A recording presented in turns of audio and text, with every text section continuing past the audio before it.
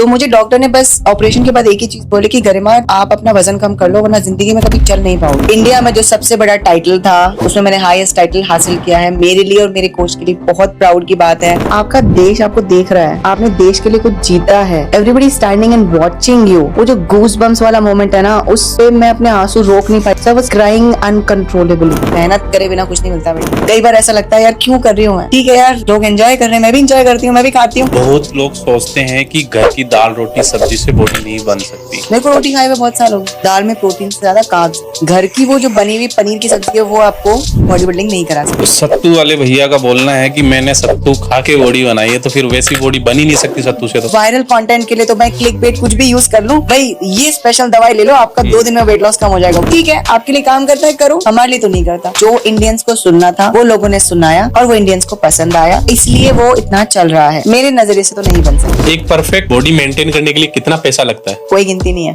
अभी तक आपने कितना लगा दिया? लाख में लगा दी। रशिया हो गया, कनाडा हो गया, यूएस हो गया, ये लोग बीफ खाते हैं फॉर हाई टेस्टोस्टेरोन। हम नहीं खा सकते, तो हमने क्या उसका ऑल्टरनेटिव ढूंढा है। वो एक ऐसा हफ्ता होता है जिसमें बॉडी हर घंटे चेंज होती है। हर सुबह उठ के उसको अपनी बॉडी का एक अलग रूप दिखता है।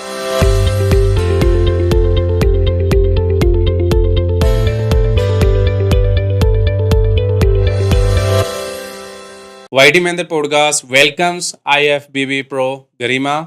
हमारे आज के गेस्ट की एक खास बात है, वो है हौसला कुछ कर दिखाने का। गरिमा ने अपनी मेहनत और लगन से बॉडी बिल्डिंग इंडस्ट्री में अपनी अलग मुकाम हासिल किया है। वाईटी महेंद्र पॉडकास्ट में गरिमा जी आपका स्वागत है। Thank you so much team and I am really glad to be here. कैसे हैं आप? बहुत बढ़िया। हाल ही में आपने शेरू क्लासिक में विनर रहे हैं आप, तो ये जीत के आपको कैसा लग रहा है? मुझे बहुत अच्छा लग रहा है। I am really proud of my self. मैंने 9 साल इस चीज़ के लिए मेहनत की है और जब मैं खुद की जर्नी देखती हूँ from where I was till what I won. India में जो सबसे बड़ा टाइटल था for a women's figure category, सबसे अच्छी जो फेडरेशन है दैट इज IFBB, उसमें मैंने हाईएस्ट टाइटल हासिल किया है। मेरे लिए और मेरे कोच के लिए बहुत प्राउड की बात है। Over and above, I feel satisfied, I feel content, and I'm really, really happy, and I'm again motivated आगे बढ़ने के लिए, क्योंकि यहाँ पे मेरी जर्नी स्टॉप नहीं होती है। आगे मुझे और compete करना है, तो बहुत सारा मोटिवेशन लेके अब मुझे आगे बढ़ना है। फेट टू फिट बोलना जितना आसान है उतना ही मुश्किल है इस टेक को अचीव करना। आपका क्या बिल्कुल कहना है? बिल्कुल सही है ये बात कि फैट टू फिट, ये जो दिखने में जितना छोटा सेंटेंस है, उसकी जर्नी वो जो टू बीच में लग रहा है ना, वो बहुत लंबा है। वो जर्नी बहुत लंबी है, कई लोगों को सालों लग जाते हैं। मुझे कम से कम 2.5 से 3 साल लगे to come from 86 kgs to 56 kgs। मुझे 2.5 से 3 साल लगे। कोई शॉर्टकट नहीं है इसमें। आपको अपनी डाइट, डिसिप्लिन, माइंडसेट, वर्कआउट, कुछ भी हो रहा हो, ये चीज़ें फॉलो करनी है और टाइम लगता है। और मेरे को बहुत अच्छे ट्रेनर्स भी मिले हैं मेरी जर्नी में, बहुत अच्छे दोस्त मिले हैं, बहुत सपोर्टिव लोग मिले हैं जिन्होंने मुझे हमेशा ये सिखाया है कि जो चीज़ जल्दी आएगी, वो चीज़ जल्दी चली भी जाएगी। तो पेशेंस का खेल है सब। आप 3 महीने में, 2 महीने में, 1.5 महीने में अपना ड्रीम फिजिक नहीं पा सकते। आपको टाइम लगता है, लगे रहो बस। कंसिस्टेंसी, वो जो 2 वाली जो जर्नी है, फैट टू फिट, वो जो बीच का जो 2 है, उसको एंजॉय करना आपने जिस दिन स्टार्ट कर दिया, आपके रिजल्ट्स अपने आप दिखना स्टार्ट हो जाएंगे। आपने बताया कि 9 साल की जर्नी रही है अब, तो 9 साल में कभी आपको ये लगा यार अब नहीं करना चाहिए, खत्म, मेरा हो गया? कभी? बहुत बार लगा है। कई बार ऐसा लगता है यार क्यों कर रही हूँ मैं। ठीक है यार, लोग एंजॉय कर रहे हैं, मैं भी एंजॉय करती हूँ, मैं भी खाती हूँ। दोस्तों के साथ बैठते हैं जब, ठीक है, वो भी खा पी रहे हैं, हम भी खा पी लेते हैं। कि अपन के साथ के सब घूम रहे हैं, बिल्कुल चिल कर रहे हैं, पार्टी वार्टी, तो ये सारी चीजों से दूर रहना पड़ता है। यस बिल्कुल, आपको बहुत फोकस्ड रहना पड़ता है। सामने अगर आपकी मनपसंद डिश भी रखी और आपको पता है कि आप एक जर्नी पे हो, तो आपको अपने आप को कंट्रोल करना है। वही खेल है, वही मेन है। आप कुछ भी कर लो, कितना ही घंटे वर्कआउट कर लो, अगर आपका मुंह पे कंट्रोल नहीं है, कुछ नहीं। तो it's all about what is in your कहाँ से आता है माइंडसेट। ये मोटिवेशन? अब मैं क्या बोलूँ, ये चीज़ हार्ड वर्क जो है मेरी फैमिली में इन्नेट है। Motivation, I am highly motivated by my father. उन्होंने बहुत बीमारी की स्टेज में भी कभी ये नहीं कहा कि मुझे काम पे नहीं जाना। He was a kidney failure patient, he died because of kidney failure and वो एक ऐसे इंसान थे जो कुछ भी हो रहा हो, कुछ भी तबीयत में दर्द हो रहा हो, कुछ भी हो रहा हो, ऑफिस जाना है। उन्होंने हमेशा बचपन से यही सिखाया है कि मेहनत करे बिना कुछ नहीं मिलता बेटा। और अब मेरे को, I am not a person with silver who was born with a silver spoon. मुझे सब कुछ हाथ में नहीं मिला। मैंने हर चीज़ के लिए स्ट्रगल किया है। जब मैं मोटी थी, जब मैं फैट थी, तब भी मुझे बहुत मेहनत करनी पड़ी। तो अब ये जो आप मोटिवेशन बोल रहे हो, तो अगर मेरी मनपसंद कोई डिश आप लाके सामने रख देते हो ना, तो मुझे वो जर्नी याद आ जाती है, यार मैंने बहुत मेहनत की, इट्स नॉट वर्थ इट। ये केक का पीस, एक पेस्ट्री का piece is not worth my 9 years of journey. तो मैं उसको साइड कर देती हूँ। नॉर्मल पर्सन को अगर अपन पिज़्ज़ा, बर्गर या जलेबी ऐसा कुछ दिखाएँ तो मन ललचला जाता है, बिल्कुल, ठीक है। बिल्कुल। आप ये सी चीज़ें देखते हो तो इन चीज़ों को, जैसे बॉडी बिल्डर क्या बोलता है, ये क्या खा रहा है गंदी चीज़, ऐसे अलग आपके माइंड में अलग माइंडसेट रहता है, ये शरीर के लिए अच्छा है ही नहीं। हुँ, हुँ, हुँ। आप क्या, अगर कोई पूछता है आपसे भाई ये चीज़ें खाएँ नहीं खाएँ, तो आप क्या जवाब देते हैं उनको? अगर आप कुछ भी बाहर का खा रहे हो, अगर आप वो अपने गोल्स के साथ अलाइन कर रहा है, हुँ, अगर आपको चीट मील अलाउ किया आपने ट्रेनर ने, तो खाओ। एक चीट मील से कुछ नहीं होगा, आप हुँ। खाओ आराम से। लेकिन आप उसको अगर ज़्यादा अति कर रहे हो, तो वो आपको नुकसान करेगी। आपके लिए आपका गोल क्लियर होना चाहिए कि भई मुझे 1 साल में ये ड्रीम फिज़ीक पाना है। आपके सामने अगर आपका ड्रीम क्लियर है, तब पॉसिबल है। आपकी बात करें तो जो ट्रांसफॉर्मेशन आपने करके दिखाया है, वाक़ई लाजवाब है। तो ये आइडिया कैसे आया आपको? क्योंकि मतलब फीमेल्स इस बॉडी बिल्डिंग में आना बहुत बड़ी बात है। बिल्कुल। हुँ, जो आप ट्रांसफॉर्मेशन की बात कर रहे हो, basically it was because of a medical condition. लोग सोचते हैं कि ब्रेकअप हो गया होगा या कोई छोड़ के चला हुँ, गया तो इसने अपने आप को पतला कर लिया, ऐसा कुछ नहीं है। आई ब्रोक माय एंकल इन 2014। मैं सीढ़ियों से गिर गई थी and I broke my ankle. तो 6 महीने 8 महीने मैं जब बेड रेस्ट पे थी, तो मेरा वेट बहुत ज़्यादा बढ़ गया था। तो मुझे डॉक्टर ने बस ऑपरेशन के बाद एक ही चीज़ बोली कि गरिमा, आप अपना वज़न कम कर लो, वरना ज़िंदगी में कभी चल नहीं पाओगी। हुँ, दैट वाज़ दैट किक या स्ट्राइक, आप कुछ भी बोलो, वो जो ट्रांसफॉर्मेशन मोमेंट आता है, उस दिन मैंने सोच लिया मुझे वज़न कम करना है और बाय हुक और बाय क्रुक चाहे कुछ भी हो जाए मुझे करना है। एंड देन आई स्टार्टेड, जो हम नॉर्मली करते हैं जिम जाके कार्डियो, घंटों के cardio, I started doing that. But I had a trainer eight that point of time. उन्होंने कहा कि गरिमा, घंटों कार्डियो करने से कुछ नहीं होगा। You have to pay attention to your diet, plus let's talk about strength training. क्योंकि जो आपका वेट लिफ्टिंग, स्ट्रेंथ ट्रेनिंग आपकी बॉडी को शेप दे सकता है, वो दुनिया की कोई एक्सरसाइज नहीं दे सकती। और ये सच बात है। मैंने जब स्ट्रेंथ ट्रेनिंग शुरू किया, उसके बाद जो डोपामिन रिलीज होता था आफ्टर वर्कआउट, जो फीलिंग होती थी, I fell in love with that. वो एक रीजन था कि मैं रोज जिम जाना मुझे अच्छा लगता था कि यार मैं खुद के लिए कुछ कर रही हूँ। ये 3 घंटे 2 घंटे जो मैं दे रही हूँ जिम में, ये मेरे लिए है। तो उसके बाद ये सब हुआ। मैं बहुत सारे उस टाइम मोटिवेशनल स्पीचेस बहुत सुनती थी, बड़े बड़े बॉडी बिल्डर्स की, और जो लेजेंडरी लोग रहे हैं like David Goggins and everybody. और मैं देखती भी थी वीडियोस, जो जो body builder, female body builders होती थी। My favourite was Dana Linn Bailey at that point of time. मैं उनके वीडियोस बहुत देखती थी। उनका फिजिक मुझे इतना ज़्यादा इंट्रीग करता था, शोल्डर्स, बैक, ओवरऑल फिजिक। तो मैंने सोचा, मैंने कि why why to limit yourself, let's try कि भाई बॉडी बिल्ड कर सकते हैं, नहीं करते। तो हुँ, आज के टाइम में मेरे शोल्डर्स मेरा प्लस पॉइंट है। शोल्डर्स बनाना आसान नहीं है, स्पेशली फॉर अ गर्ल। हुँ, मैंने उनका हर वर्कआउट फॉलो किया, मतलब अपना 110% दिया हर वर्कआउट में, और मुझे अच्छा लगता था और मैं खुश होकर करती थी। यार दिमाग में एक शेप बना हुआ है बॉडी का, मुझे वो अचीव करना है, और उसको सोच सोच के मैं अपना वर्कआउट करती थी। एंड देन विजुअलाइजेशन, मैनिफेस्टेशन आपने सुना होगा, and I have experience that several times.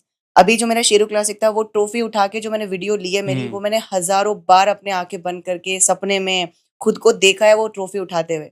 So I am a firm believer of manifestation. Regarding my transformation as well, it's the same thing. मैंने अपने बॉडी का एक स्ट्रक्चर इमेजिन किया था और मैं दिन रात उसी के बारे में सोचती थी, मुझे इसके जैसा दिखना है। And that truly works, and that's how I got my results, and I think it can work for everyone. आपने जो सोचा वो अचीव कर लिया। हम्म। अब आगे क्या? अब आगे क्या प्लानिंग है? अब आगे प्लानिंग है कि मुझे इंटरनेशनल खेलना है। I don't want to stop because मैंने बहुत मेहनत की अपने फिज़ीक पे। I don't want to limit myself, I want to compete internationally. I want to represent my nation कि हाँ भाई, इंडियन जेनेटिक्स ऐसे भी हो सकते हैं। इंडियन जेनेटिक्स, इंडियन वुमेन ये भी कर हुँ। सकती हैं। तो that's what I want to do, that's what my vision is, future plans, कि अब मुझे अपने देश को रिप्रेजेंट करना है। एक इंटरनेशनल स्टेज पे मैं ऑलरेडी कर चुकी हूँ, अब मुझे बाहर जाके करना है।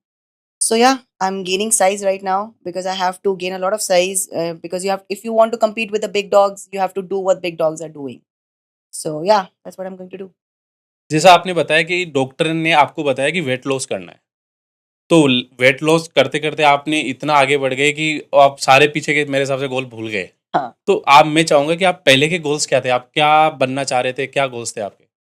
इतने कोई बड़े गोल्स नहीं थे। I was always a lazy person, ठीक है? मुझे बस एक 9 टू 5 जॉब चाहिए थी जिससे मेरा खर्चा निकल जाए और उसी में मैं आगे बढ़ती रहूँ। भई ठीक है, टीम लीडर बन गए, मैनेजर बन गए, जो एक नॉर्मल हुँ, 9 टू हुँ। 5 सपने होते, इतने कोई बड़े सपने नहीं थे। उसके अलावा I was a very good photographer. मुझे फोटोग्राफी करनी थी, बेसिकली पोर्ट्रेट फोटोग्राफी, मुझे हुँ। उसमें बहुत इंटरेस्ट था। But because of financial conditions I could not pursue that course and everything. तो या एक नॉर्मल, बहुत ही नॉर्मल से सपने थे मेरे भाई, जॉब मिल जाए, खर्चा निकल जाए, शादी हो जाएगी, घर बसा लेंगे, बस यही सपने थे। अगर बात करें फैमिली बैकग्राउंड की तो? मेरी फैमिली में मेरी मॉम है, my dad passed away 13 years ago. मेरे 2 छोटी बहनें हैं और 1 छोटा भाई है, सबसे छोटा। फैमिली बैकग्राउंड मेरा बहुत नॉर्मल है, मिडिल क्लास फैमिली है। मॉम जॉब करती हैं instead of dad, and not that open minded family. But हाँ, slowly adjusting to what I am doing right now. कि शुरुआत में प्रॉब्लम होती है जब आप ऐसी किसी फील्ड में जाते हो अपनी फैमिली से हट के, फैमिली की सोच से हट के, तो थोड़ी तो प्रॉब्लम आती है। आपको थोड़ा बहुत उनको समझाना पड़ता है, थोड़ा बहुत स्ट्रगल होता है, विथ रिस्पेक्ट ऑफ कोर्स। और जब तक आप कुछ अचीव नहीं करते, बिलीव नहीं करेगा कोई भी। आपके पेरेंट्स फिर भी बिलीव कर लेंगे, हुँ। पर आसपास वालों के जो इन्फ्लुएंस होता है कि आपकी बेटी तो ये कर रही है, आपके बेटा तो वो कर रहा है, तो इस चीज़ से इन्फ्लुएंस होके जिस जैसे किसी की भी मम्मी रिएक्ट हुँ। करेंगी, वैसे ही मेरी मम्मी भी रिएक्ट करी।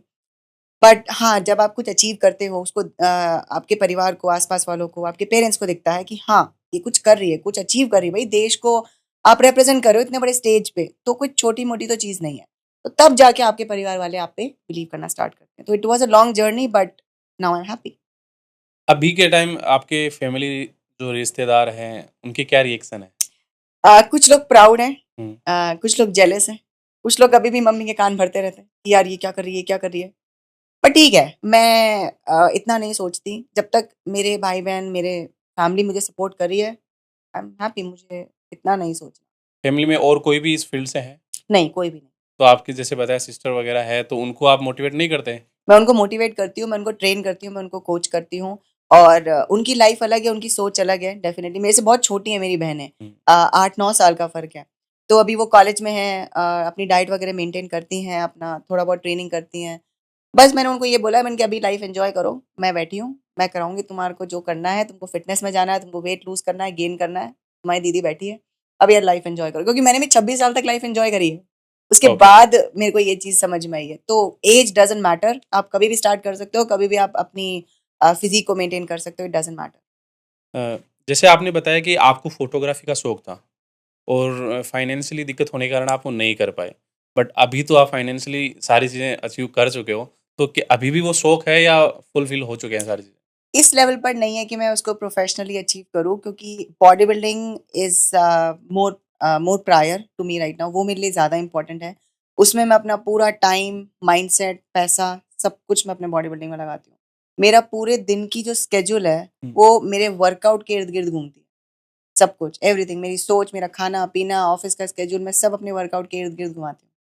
तो उस हिसाब से प्लानिंग होती है। सुबह उठ के मैं सबसे पहले अपनी जो मॉर्निंग डाइट होती है, जो मेरा प्री वर्कआउट मील है, वो मैं बनाती हूँ, और तब तक मैं अपने ऑफ़िस का थोड़ा बहुत काम कर लेती हूँ, क्योंकि मैं एक ट्रेनर हूँ, एक आईटी फ़र्म में, तो अपना थोड़ा बहुत साथ में आप ऑफ़िस। डाइट में क्या खाते हैं वगैरह आप डाइट प्लान भी बता सकते हैं? ठीक है। तो सुबह उठकर मेरी डाइट में होते हैं 10 से 11 अंडे। हुँ। उसके अलावा ओट्स होते हैं, थोड़े बहुत बादाम वगैरह होते हैं, पीनट बटर होता है, फ्रूट्स होते हैं और ब्लैक कॉफ़ी होती है। सो मेरा प्री वर्कआउट मील जो होता है, परफेक्ट ब्लेंड होता है फैट्स, प्रोटीन और कार्ब्स का। हुँ। मुझे भूखे पेट वर्कआउट करना ना तो पसंद है और ना मैं कभी किसी को सजेस्ट करूँगी। तो मैं अच्छा खासा खा के अपने आप को 1 डेढ़ घंटे का टाइम दे के हुँ। फिर ब्लैक कॉफ़ी लास्ट में लेके मैं जिम निकल जाती हूँ। जिम जाने में मुझे लग जाते हैं लगभग 15-20 मिनट पहुँचने में। उसके बाद मैं अपना वर्कआउट वगैरह करती हूँ, जब वार्म अप वगैरह सब हुँ, कुछ। हुँ, फिर हुँ। घर आके मैं अपनी पहले डाइट बनाती हूँ। डाइट बनाने के साथ-साथ मैं अपने ऑफ़िस का काम करने लग जाती हूँ, और उसमें लग जाते हैं मुझे टाइम काफ़ी, 10-11 बज जाते हैं। उसी बीच में मैं अपनी डाइट भी बनाती हूँ, डाइट आपने बना के बताया रखती हूँ। ऑफ़िस का काम मतलब हाँ, और क्या काम करते हैं आप? मैं एक्सेंचर में ट्रेनर हूँ, ओके। Corporate trainer. हुँ, हुँ। तो मैं वो जॉब भी करती हूँ, तो मैं उनको मतलब जैसे जो नए बच्चे हायर होते हैं, उनको ट्रेनिंग देनी होती है। ओके। तो वो भी काम करती हूँ, साथ-साथ में जैसे वर्क फ्रॉम होम चल रहा है अभी, हुँ। तो मैं अपने डाइट भी उस टाइम बना के रखती हूँ। जब ऑफ़िस जाना होता है, मैं सुबह सारा डाइट वगैरह बनाकर फिर ऑफ़िस के लिए निकल जाती हूँ। मेरी पूरी 2 डाइट मैं एटलीस्ट कैरी करती हूँ, जब मैं ऑफ़िस जाती हूँ, और उसी में मैं खाती हूँ। मेरे को बाहर का पसंद नहीं है ज़्यादा। उसके बाद अपना उसी में अपना कार्डियो वगैरह कर लिया, थोड़ा बहुत वॉक कर लिया, या तो जिम में हो गया, नहीं तो फिर मैं अपने मीटिंग देते-देते, ट्रेनिंग देते-देते वॉक कर लेती हूँ। 20 मिनट्स, 30 मिनट्स जो भी मुझे बोला गया होता है ट्रेनर से, वो करके उसके बाद मैं अपनी रात की लास्ट की डाइट बना के और मैं सो जाती हूँ, बस। नॉर्मल लड़कियों जैसे भी शौक है क्या आपके? जैसे कि मेकअप हो गया या क्लब जाना या इस टाइप के और भी शौक हैं जैसे नॉर्मल लड़कियां करती है कि जितना नॉर्मल आप डाइट बनाते हैं उतने में उनका मेकअप होता है। हाँ, बिल्कुल। हम्म, मुझे मेकअप करने का शौक है पर मुझे ज़्यादा आता नहीं है। स्टेज पे मैं थोड़ा बहुत कर लेती हूँ। मुझे ज़्यादा नहीं आता, थोड़ा बहुत आता है तो मैं कर लेती हूँ। मुझे शॉपिंग का बहुत शौक है। मुझे बाहर खाने-पीने का शौक है पर वो प्रॉपर खाना होना चाहिए। नो जंक, हम्म, एक्चुअल खाना जो होता है और वो महीने में 1 या 2 बार ही होता है मैक्सिमम। और वो बहुत अच्छी जगह होना चाहिए। खाना भी अच्छा, जगह भी अच्छी, कंपनी भी अच्छी। इसका मुझे शौक है। मुझे कॉफ़ी का बहुत शौक है। उसके अलावा क्लबिंग, मुझे बहुत साल हो गए क्लबिंग गए हुए। ना तो मुझे दारू का शौक है, ना मैं स्मोक करती हूँ। किसी भी तरह का कोई भी चीज़ जो मेरे वर्कआउट को अफ़ेक्ट कर सके अगले दिन, उस चीज़ का मुझे शौक नहीं। तो हाँ, नॉर्मल शौक है पर एक लिमिट में। इतना तो ना टाइम बचता है, ना पैसा बचता है। तो कभी इसीलिए मतलब आप बैठे रहते हो अकेले तो ऐसे नहीं लगता यार लाइफ बोरिंग सी हो गई है? नहीं, जब आपके दिमाग में कंटिन्यू कोई चीज़ चल रही है ना, तो आपको लाइफ़ बोरिंग लगी नहीं। जब आपके पास एक गोल है अचीव करने के लिए, अब अगर आप ट्रैक पे भाग रहे हो, आपके पास पता है कि मुझे वहाँ पहुँचना है, तो आपका वो जो रनिंग टाइम है, वो कभी बोरिंग हो ही नहीं सकता। आप कंटिन्यू मोशन में रहोगे, आपके वो दिमाग में घूम रहा है, टन, टन, टन, टन बज रहा है दिमाग में, बोर आप हो ही नहीं सकते। अ, आपने बताया कि डेली रूटीन बहुत हेक्टिक है, पूरे दिन लगे रहना, कोई टाइमिंग है नहीं आपके पास। तो ये सोशल मीडिया पे आप कैसे आए? कैसे शुरुआत हुई? कैसे आप टाइम मैनेज करते हो अपना? और कब आपको लगा कि सोशल मीडिया पे लोगों को इंस्पायर करना चाहिए? मैंने स्टार्ट प्रोफेशनली स्टार्ट किया था 2022 में। हुँ, पहले नॉर्मली फ्रेंड्स वगैरह जो फॉलोअर्स थे। फिर मैंने कोविड के बाद से अपनी जर्नी वापस स्टार्ट की थी। मैं कोविड में घर चली गई थी 6 महीने। उसके बाद मैंने वापस जिम जाना स्टार्ट किया था, तो मैंने कंटेंट डालना स्टार्ट किया। मुझे मेरे ट्रेनर ने और आस-पास के दोस्तों ने काफ़ी बोला कि, "तू थोड़ा बहुत वीडियो डाला कर।" तो तब मैं थोड़ा बहुत वर्कआउट के वीडियो डाल दिए। व्यूज़ आ गए थोड़े बहुत हुँ। और ज़्यादा कुछ नहीं। जिम में शूट करा लिया। थोड़ा बहुत ब्रांड आ गई तो उसका कोलैब वीडियो डाल दिया। तो 2023 तक ऐसा कुछ चला। उसके बाद फिर प्रोफ़ेशनल फ़ोटोग्राफ़र्स हायर करना, किसी के साथ कोलैब करना, ब्रांड का शूट हो रहा है। फिर जराई फ़िटनेस की एथलीट हूँ मैं, तो उनके शूट होते थे, तो उनकी रील्स वगैरह जाती थी। फिर मुझे सप्लीमेंट ब्रांड स्पॉन्सर करने लगी, तो उनके शूट्स होते थे, हुँ, तो वो सारा कंटेंट जाता था।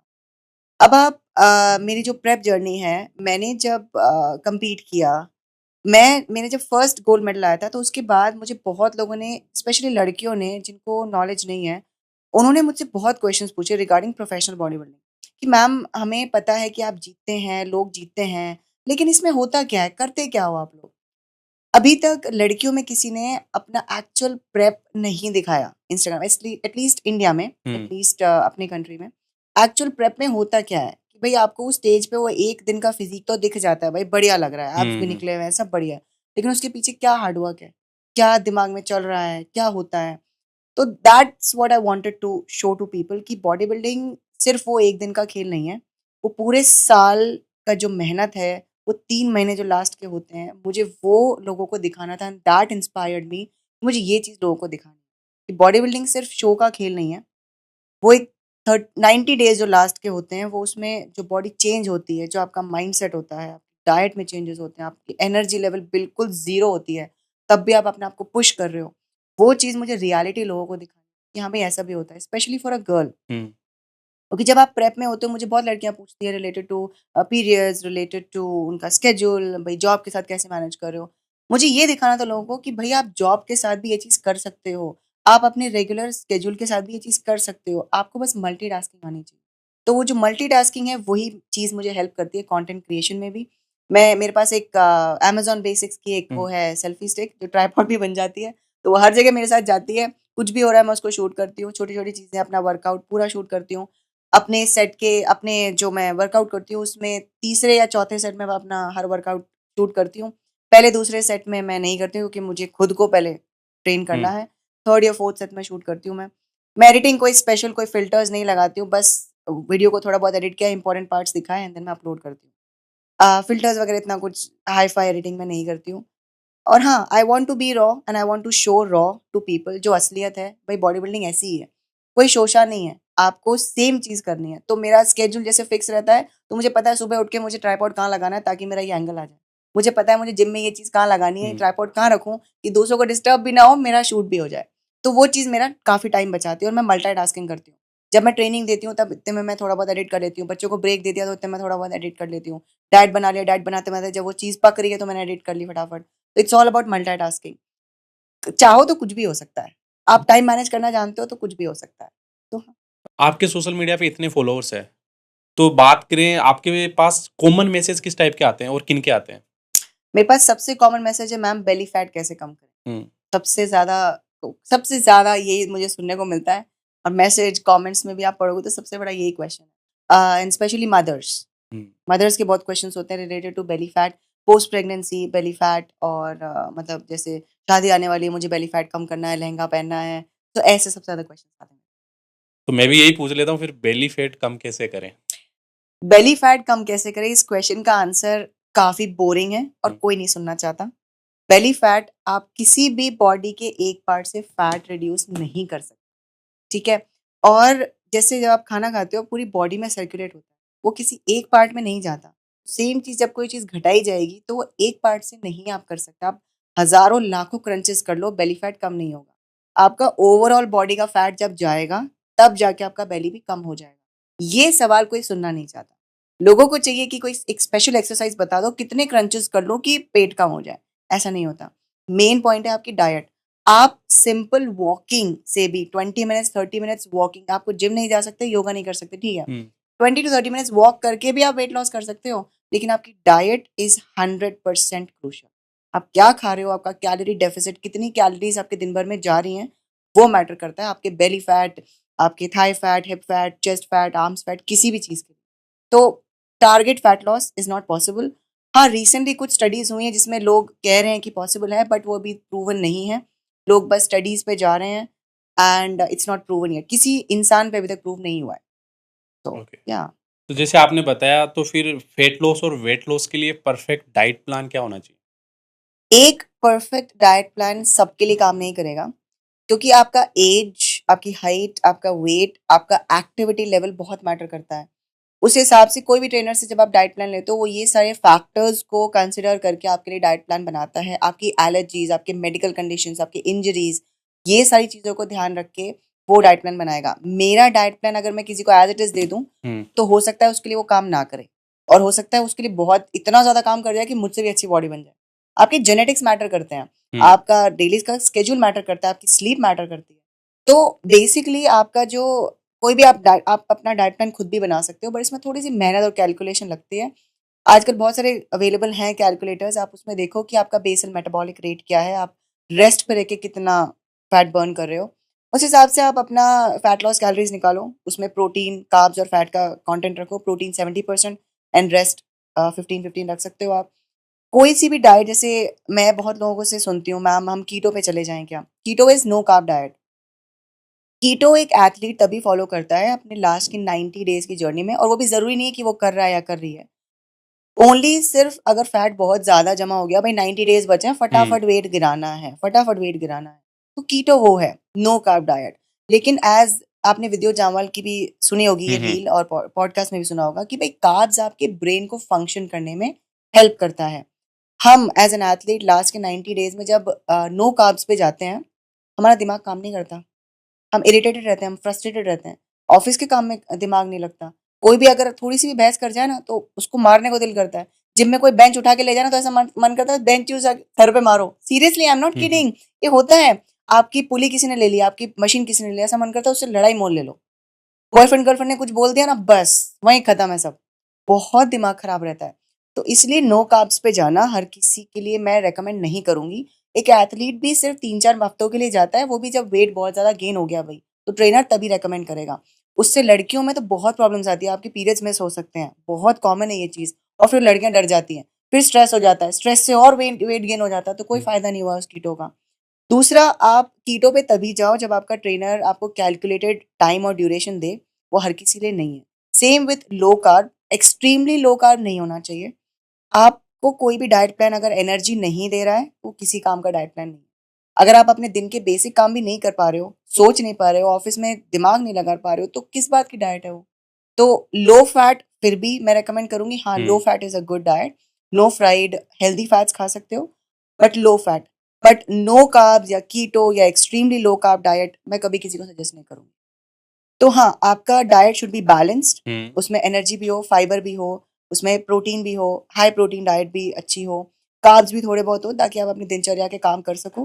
और फैट हेल्दी फैट, जैसे कि हमारे थोड़े बहुत ड्राई फ्रूट्स ले लिया, आमंड्स ले लिया, अनस्वीटेंड पीनट बटर या अनस्वीटेंड आमंड बटर ले लिया, दैट इज गुड। एक परफेक्ट डाइट कुछ नहीं होती किसी के लिए कि भाई इसके लिए काम करी तो मेरे लिए भी करेगी, सो दैट्स नॉट पॉसिबल। जैसे आपने डाइट प्लान बताया, बहुत लोग सोचते हैं कि घर की दाल रोटी सब्जी से बॉडी नहीं बन सकती। इस पे आपका क्या ओपिनियन है? बॉडी बनाना और बॉडी मेंटेन करना दो अलग अलग चीजें हैं। हम्म, घर की बॉडी से आप फिटनेस मेंटेन कर सकते हो, सॉरी, घर के खाने से आप फिटनेस मेंटेन कर सकते हो, आप वेट लॉस भी कर सकते हो, आप फैट लॉस भी कर सकते हो। हम्म, ये इस पे मैंने एक रील भी बनाई थी जो मेरी वायरल गई थी रील, बहुत लोगों ने इस पे क्वेश्चंस भी उठाए। घर की रोटी दाल सब्जी से आप वेट लॉस फैट लॉस कर सकते हो और फिटनेस मेंटेन कर सकते हो, लेकिन अगर आपका गोल है मसल बिल्ड करना, बॉडी बिल्डिंग करना, और आपको एक टोन अच्छा, टी शर्ट में अच्छा दिखना है, हम्म, स्लीवलेस में अच्छा दिखना है, शोल्डर्स बड़े चाहिए, उसमें आपको हाई प्रोटीन डाइट लेनी पड़ेगी। चिकन हो गया, आपको रेड मीट हो गया, आपका एग्स हो गया, आप कुछ भी ले लो, जैसे टोफू पनीर हो गया। घर की वो जो बनी हुई पनीर की सब्जी है वो आपको बॉडी बिल्डिंग नहीं करा सकती। आपको ये चीज़ें लेनी पड़ेगी। तो इनको आप चाहे सप्लीमेंट्स कह लो, चाहे आप इनको लीन प्रोटीन डाइट कह लो, इन चीज़ों से ही आपके मसल बिल्डिंग होगी। इंडियन डाइट में, इंडियन खाने की चीज़ों में ऑलरेडी प्रोटीन की बहुत कमी होती है। बहुत कम सोर्सेज़ हैं प्रोटीन के हमारे इंडियन डाइट में। तो लोगों को लगता है कि यार घर की रोटी सब्ज़ी हम खा लेंगे तो मसल बिल्ड हो जाएगा। नहीं, आप वेट लॉस, फैट लॉस कर लो, नॉर्मल लाइफ़स्टाइल आप मेंटेन कर सकते हो, fit lifestyle. But muscle building के लिए आपको chicken, eggs, tofu, paneer, boiled soya, boiled, सिर्फ grilled paneer, grilled tofu with less oil, ये चीज़ें खानी पड़ेगी। ऐसा नहीं है कि आप वो पनीर की सब्जी बनी है, हाँ भाई इससे बॉडी बन जाएगी, ऐसा नहीं है। आपको हर चीज़ कैलकुलेट करके खानी पड़ेगी। तो जो घर की सब्जी जो बोल रहे हैं हम, तो टिंडे पनीर खाते हैं हम, टिंडे, लौकी जो खा रहे हैं, गोभी वगैरह, इनसे बॉडी नहीं बनती। और दाल, लोग कहते हैं कि दाल प्रोटीन का सोर्स है, वो सबसे बड़ा सोर्स है कार्ब्स का। दाल में प्रोटीन से ज़्यादा कार्ब्स हैं। आपको उस जितना प्रोटीन आपको प्रोटीन सप्लीमेंट या चिकन या एग्स और इन सब चीज़ों से मिलता है, उसके लिए आपको कम से कम 8 कटोरी दाल खाना पड़ेगा एक बार में। जो आप हम्म, खा लोगे तो इतना कार्ब्स बॉडी में चल जाएगा, प्रोटीन का तो कोई गिनती नहीं है उधर, सही और है। आप और ज़्यादा वेट गेन कर सकते हो। तो यस, घर की रोटी, मैं तो कभी नहीं कहूँगी कि भई घर की रोटी या हम्म, दाल सब्जी से बॉडी बनेगी। आपको चिकन, पनीर, टोफू, सोया, एग्स, प्रोटीन सप्लीमेंट जो होते हैं, इफ़ यू नीड, आपके बजट में अलाउ करा तो प्रोटीन सप्लीमेंट, क्रिएटिन, ग्लूटामाइन, इस सब पे खर्चा करना पड़ता है। हमारा एज़ एन एथलीट जब हम मसल बिल्ड करते हैं, जब हम गेनिंग में जाते हैं, बहुत खर्चा होता है। ग्लूटामाइन भी चाहिए, क्रिएटिन भी चाहिए, फिश ऑयल भी चाहिए, क्योंकि आपको, आप गेन कर रहे हो तो आपकी हार्ट हेल्थ भी अच्छी होनी चाहिए, इसलिए फिश ऑयल चाहिए, जॉइंट्स अच्छे रहने चाहिए तो फिश ऑयल चाहिए, मल्टीविटामिन्स चाहिए, उन पे खर्चा करना पड़ेगा। आपको प्रोटीन सप्लीमेंट ना भी लो तो चलेगा, लेकिन ये सारी चीज़ें ज़रूरी हैं। तो ऑल एंड ऑल, घर की रोटी सब्जी ठीक है, लाइफस्टाइल मेंटेन करो। अगर आपको मसल बिल्ड करना है तो आपको बाहर से ये सारी चीज़ें खानी पड़ेंगी। सत्तू पर क्या कहना है आपका? सत्तू एक बहुत ही कंट्रोवर्शियल टॉपिक है। मैं सत्तू सजेस्ट नहीं करूँगी, स्पेशली आपकी जेनेटिक्स हमेशा से ओवरवेट रहे हैं, हम्म, या फॉर एग्जांपल अगर मैं अपना एग्जांपल लूँ तो मैं थोड़ी-सी भी ज़्यादा कैलोरीज़ लेती हूँ तो मेरी बॉडी बहुत जल्दी फूल जाती है, बहुत जल्दी वेट गेन कर लेती है। तो अगर आपके हमेशा से वैसे जेनेटिक्स रहे हैं तो मैं सजेस्ट नहीं करूँगी। अगर आप लीन हो, आपको हम्म, वेट गेन करना है, तो सत्तू में बी अ गुड ऑप्शन, क्योंकि उसमें बहुत हाई अमाउंट में कैलोरीज़ होती हैं। और उसको आपको फाइबर के साथ भी लेना पड़ेगा, क्योंकि सत्तू बहुत हेवी पड़ जाता है पेट पे। उसमें बहुत सारे ड्राई फ्रूट्स हैं, बहुत सारे आप पीनट्स वगैरह भी लोग डालते हैं उसमें, हम्म, तो वो हाई इन कैलोरीज और गर्मी भी काफ़ी कर सकता है, और पेट पे बहुत हेवी रहता है। तो फाइबर कंटेंट भी आपका ज़्यादा होना चाहिए। गट हेल्थ के लिए में भी आपको ग्लूटामीन या आपको कुछ और लेना पड़े गट हेल्थ के लिए। तो मैंने कभी ट्राई भी नहीं किया सत्तू, और मैं करूँगी भी नहीं, क्योंकि वो मेरे को तो भई एकदम से मोटा कर देगा, नहीं। हम्म। तो हो सकता है कुछ लोगों के लिए काम करे, बट मैं सजेस्ट नहीं करूँगी। उसमें बहुत हाई कैलोरीज़ होती है, बहुत ज़्यादा, इसलिए। जो बॉडी सप्लीमेंट से बनाई जा सकती है वो सत्तू से बनाई जा सकती है? I don't think so.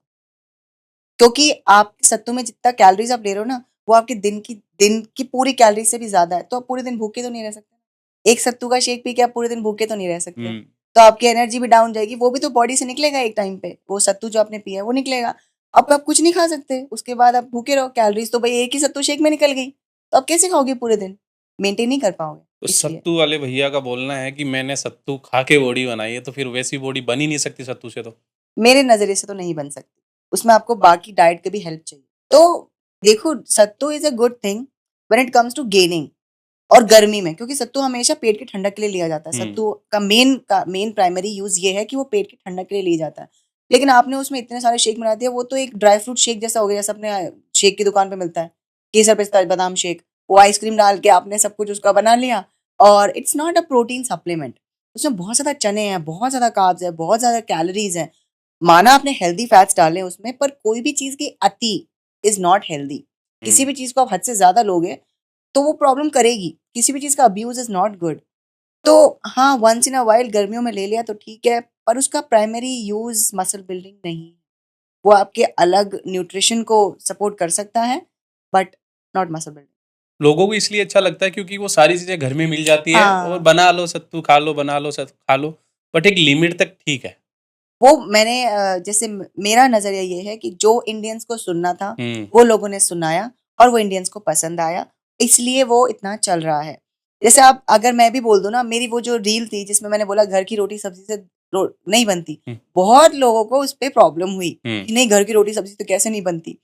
लेकिन कोई भी एथलीट होगा, उसको पता है घर की रोटी सब्जी नहीं बनती, उसको चावल खाने पड़ेंगे, रोटी छोड़नी पड़ेगी, क्योंकि रोटी में शुगर होती है, रोटी में ग्लूटन होता है, उसको रोटी छोड़नी पड़ेगी। मेरे को रोटी खाए हुए बहुत साल हो गए। मैं रोटी सिर्फ स्टेज के बाद 1-2 दिन खाती हूँ, उसके बाद फिर बंद हो जाती है। तो इट्स लाइक वेरी सिंपल, कि जिसने एक्सपीरियंस किया है वही बोल सकता है। अब वायरल कंटेंट के लिए तो मैं क्लिक बेट कुछ भी यूज कर लूं, भाई ये स्पेशल दवाई ले लो, आपका 2 दिन में वेट लॉस कम हो जाएगा, वो रील तो ऐसी जाएगी, पूछो मत। तो जो लोगों को सुनना है, लोग वो बोल रहे हैं एंड उसको सपोर्ट कर रहे हैं, ठीक है, आपके लिए काम करता है करो, हमारे लिए तो नहीं करता। मैंने तो भाई, मेरे को 10 साल हो गए प्रोटीन सप्लीमेंट यूज करते हुए, और मेरा अच्छा एक्सपीरियंस है। ऐसा नहीं है कि कोई किडनी फेल हो रही है या ये फेल हो रहा है वो फेल हो रहा है, नहीं, बहुत अच्छा मसल बिल्ड हुआ है। आप अच्छी ब्रांड का यूज करो, आप ऑथेंटिक सप्लायर से लो, कोई दिक्कत नहीं होती। बहुत डॉक्टर्स इस चीज पे बोलते हैं कि प्रोटीन सप्लीमेंट से कोई दिक्कत नहीं होती। हर न्यूट्रिशनिस्ट इस चीज को सपोर्ट करता है। आप हॉर्लिक्स ले सकते हो भर भर के चॉकलेट वाला, आप बोर्नविटा पी सकते हो भर भर के कैलोरीज वाला, बट एक प्रोटीन शेक में लोगों को बहुत प्रॉब्लम है। सो ये मेरे समझ के बाहर है, मैं एक्सपीरियंस से बात कर सकती हूँ। प्रोटीन सप्लीमेंट से मुझे तो ऐसी कोई दिक्कत, I am happy and healthy as a horse. मतलब आपके कहना है प्रोटीन सप्लीमेंट लॉन्ग टाइम के लिए सेफ है बॉडी के लिए? हाँ, जब तक आपको मसल बिल्ड करना है आप आराम से ले सकते हो, कि ये सारे टेस्टेड हैं। अब तो जो टेस्टेड नहीं होते वो तो मार्केट में आते भी नहीं। कई कितने यूट्यूबर्स आ गए जो टेस्ट करते हैं एक्चुअल। तो जो अच्छा प्रोटीन होता है उनके वीडियोस देखो, वो अच्छे अच्छे रिव्यूज भी देते हैं, वो वाला प्रोटीन लो। आजकल कितने लैब टेस्ट होने लग गए हैं हर प्रोटीन पे, कई ब्रांड तो बंद हो गई इस वजह से। तो इसलिए हर एक जो प्रोटीन है वो लैब टेस्टेड हो रहा है। कई कई भी दूध से बन रहा है, या लैक्टोज है या नहीं है, हार्मफुल केमिकल्स हैं या नहीं है, सब टेस्ट हो रहा है। अब यूट्यूब फॉलो करो, उनको लैब टेस्ट में जो पास हो रहा है वो लो, नॉट अ बिग डील। अगर आप सजेस्ट करना चाहे टॉप 3 कोई सप्लीमेंट ब्रांड्स जिनका अपन ले सकते हैं? मैं करंटली जो प्रमोट कर रही हूँ वो है एज इट इज, बिकॉज एक तो वो पॉकेट फ्रेंडली है, मुझे 2 साल हो गए लेते हुए, इजी टू डाइजेस्ट है, और अपने पॉकेट को ज्यादा प्रॉब्लम नहीं करता, बहुत महंगा नहीं आता, तो कोई भी ले सकता है। तो आप बिगिनर हो चाहे आप एडवांस्ड हो, आप ले सकते हो। उसके बाद मुझे डायमेटाइज भी बहुत पसंद है, क्योंकि वो मैंने पहले बहुत यूज किया है, लगभग 8 या 9 साल यूज किया है। It is one of the best brands internationally, और I don't think anybody would say anything bad about it. और third, I would always suggest Doctor's Choice, that is also good. बहुत सारे इन्फ्लुएंसर्स इस चीज को promote करते हैं क्योंकि वो शायद खुद भी लेते हैं। Doctors choice is also a very good protein supplement, वो सारी चीजें बनाते हैं and everything is lab tested, और आज के मार्केट में वही ब्रांड्स टिकी हुई हैं जो लैब टेस्ट को पास कर चुकी हैं, बाकी सब निकल गई ऐसे। ओके, ब्रांड्स देख रही है तो वही चेक भेज देना एड्रेस पे। मैम आप हमें ये बताइए कि एक बॉडी बिल्डर और एक एथलीट की लाइफ में पीक वीक कितना इंपॉर्टेंट होता है? जितना इम्पोर्टेंट शादी में बारात आने वाला टाइम होता है, ठीक है, उस एक पीक वीक के लिए उस एथलीट ने 2 साल 2.5 साल मेहनत की। वो एक ऐसा हफ्ता होता है जिसमें बॉडी हर घंटे चेंज होती है। हम्म। हर सुबह उठ के उसको अपनी बॉडी का एक अलग रूप दिखता है।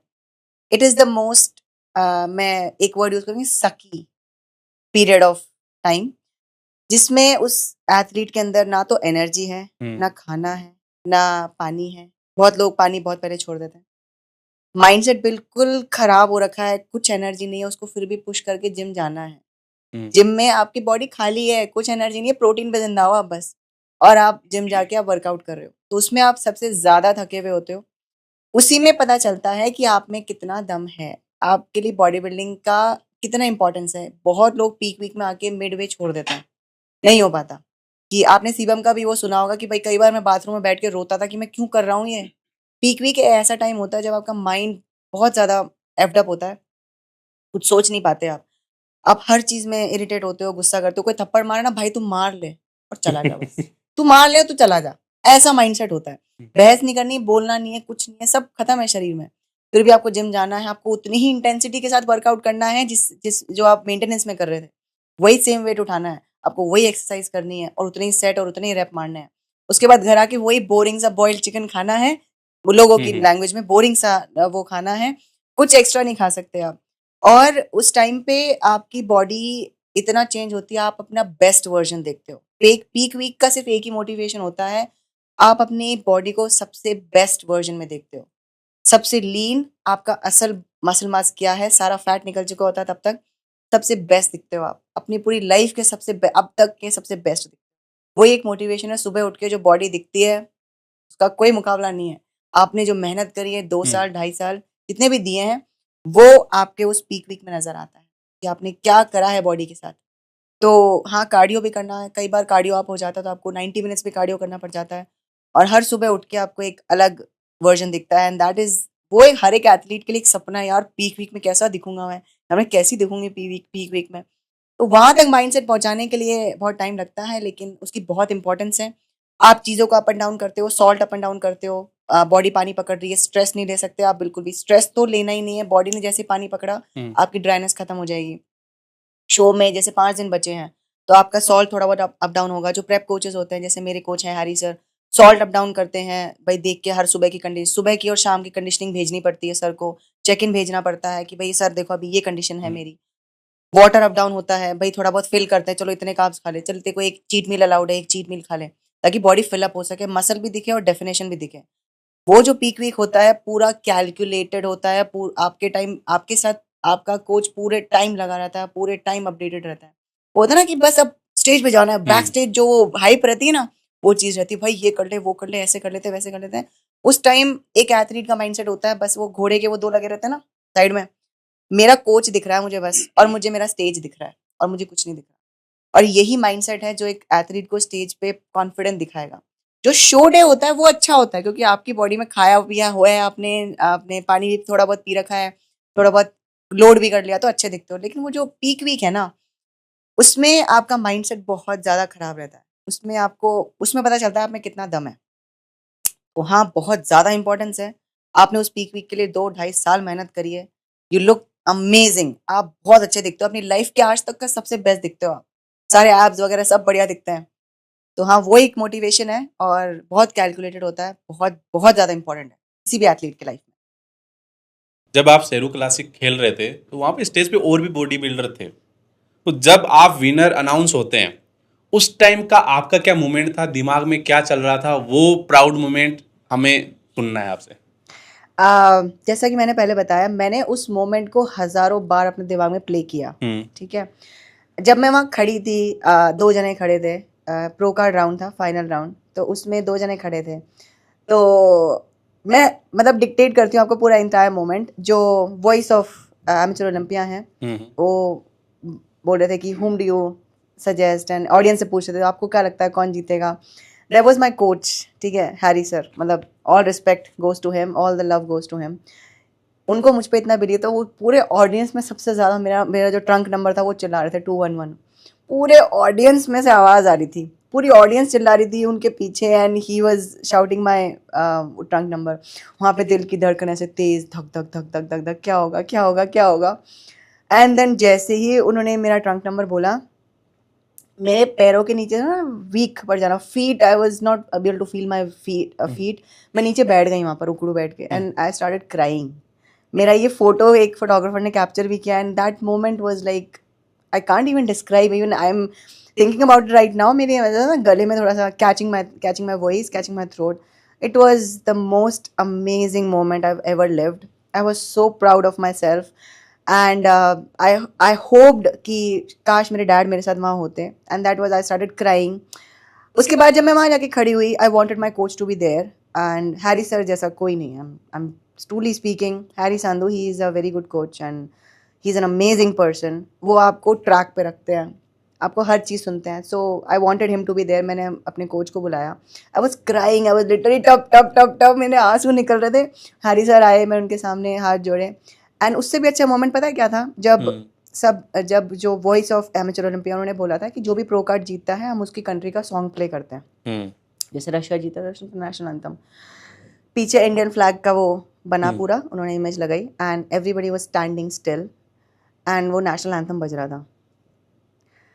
तो जब आपको रियलाइज होता है ना कि यार आपका देश आपको देख रहा है, आपने देश के लिए कुछ जीता है, everybody standing and watching you, वो जो गूज बम्स वाला मोमेंट है ना, उस पे मैं अपने आंसू रोक नहीं पाई थी. हाथ तो साइड में रहते हैं हमारे नेशनल एंथम के टाइम पे. So I was crying uncontrollably and it was like the best moment of my life. I won for my country, my entire country is watching me. It is an international stage. मैंने दूसरे countries को beat करके I one something, जो highest title है मेरे country में. एक लड़की जो 86 kgs की हुआ करती थी, जिसको रोज सुबह मैकडी का बर्गर चाहिए, उसके बिना दिन स्टार्ट नहीं होता था मेरा. एंड मेरे किसी भी कॉलेज वाले दोस्त से आप ये पूछोगे ना, भाई इसको तो मैकडी में, इसको कभी भी मिलने बुलाओ ये मैकडी जाएगी. And today I am an athlete. I'm the face of IFBB figure category in India right now. It was the best moment of my life. I couldn't stop crying. It was the proudest moment of my life. I was proud of myself. I was thankful to everybody who supported me.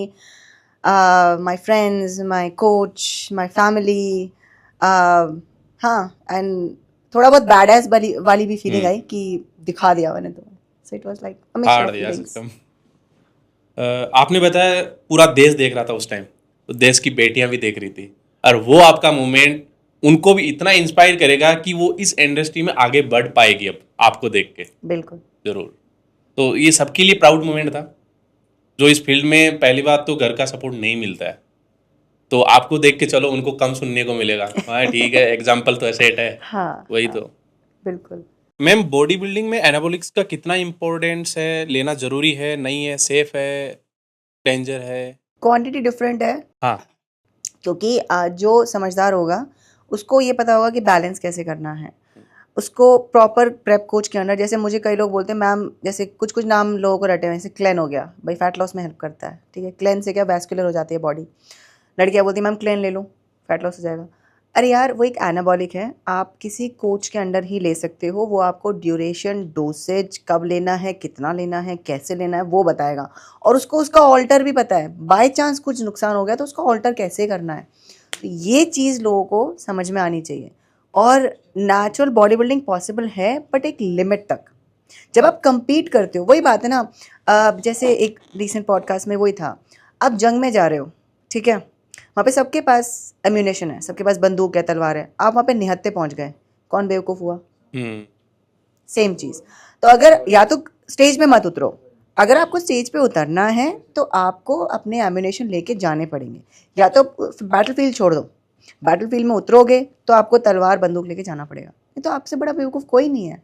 आप मरोगे, आप हारोगे.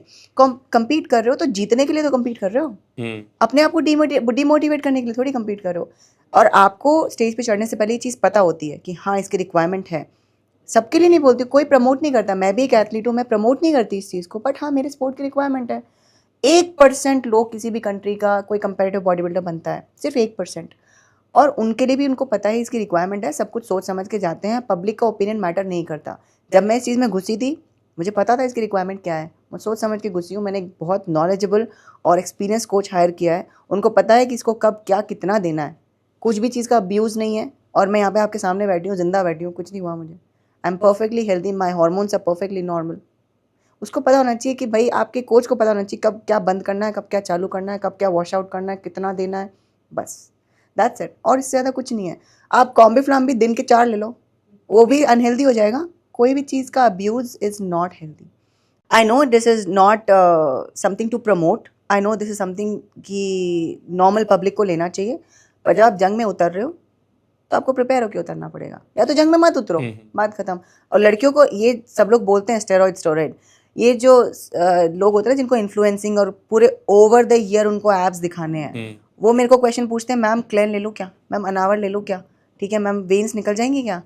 वही ये लोग हैं जो steroid को गलत बोलते हैं. लेकिन इंस्टाग्राम पे अच्छी पिक्चर चलने के लिए सबको वो चाहिए, वैस्कुलरिटी चाहिए. तो आपकी एक्सपेक्टेशन सही होनी चाहिए कि ये सिर्फ वो जो स्टेज पे दिख रहा है ना वो एक दिन का कमाल है बस। हम वैसे नहीं रहते। मेरे शक्ल में जमीन आसमान का अंतर है, जैसी मैं स्टेज पे दिखती हूँ और मैं जैसी अभी हूँ। मेरे हाथ पैरों में मसल डेफिनेशन में जमीन आसमान का वो अंतर है। हमको दिखा आते ही। दिख रहा ना, तो सेम चीज, it's all just one day. उससे फैसिनेट होके आप बहुत जल्दी उसको भाई ये करना है, और फिर नहीं हो रहा तो यार स्टेरॉइड ले लें, नहीं स्टेरॉइड से भी नहीं हो रहा, पैसे महंगे हैं तो यार नहीं स्टेरॉइड तो खराब है। आप पहले डिसाइड करो आपको क्या चाहिए। आपको compete करना है तो भाई हाई पॉसिबिलिटी है कि आपको लेना पड़ेगा। बहुत कम ऐसे प्रोफेशनल बॉडी बिल्डर्स हैं जो ऑल नेचुरल हैं। आपके जेनेटिक्स या तो बहुत ही हाई एंड होने चाहिए, जैसे रशियन लोग हैं उनकी अब जैसे एक चीज़ है बीफ, ठीक है, हमारे इंडिया में बिल्कुल बैंड है, वो लोग खाते हैं, हम नहीं खा सकते। बीफ आपके टेस्टोस्टेरोन को इतना बढ़ा देता है, जो सारे बाहर के, दुबई हो गया, not not actual Dubai, basically कुछ पीपल इन दुबई, रशिया हो गया, कनाडा हो गया, यूएस हो गया, ये लोग बीफ खाते हैं फॉर हाई टेस्टोस्टेरोन। हम नहीं खा सकते, हमारे कल्चर अलाउ नहीं करता। तो हमने क्या उसका ऑल्टरनेटिव ढूंढा है। टेस्टोस्टेरोन कैसे बढ़ेगा बॉडी में। अब आपको compete करना है इतने बड़े स्टेज पे, तो आप ऐसे झल्ले की तरह तो नहीं जा सकते ना कि भाई सबके सामने आप सूखे से लग रहे हो, क्या फ़ायदा। मत चढ़ो स्टेज पे, और अगर चढ़ रहे हो तो प्रिपेयर होके चढ़ो। It's like that. फिर तो हथियार लेके ही चढ़ना पड़ेगा। बिल्कुल।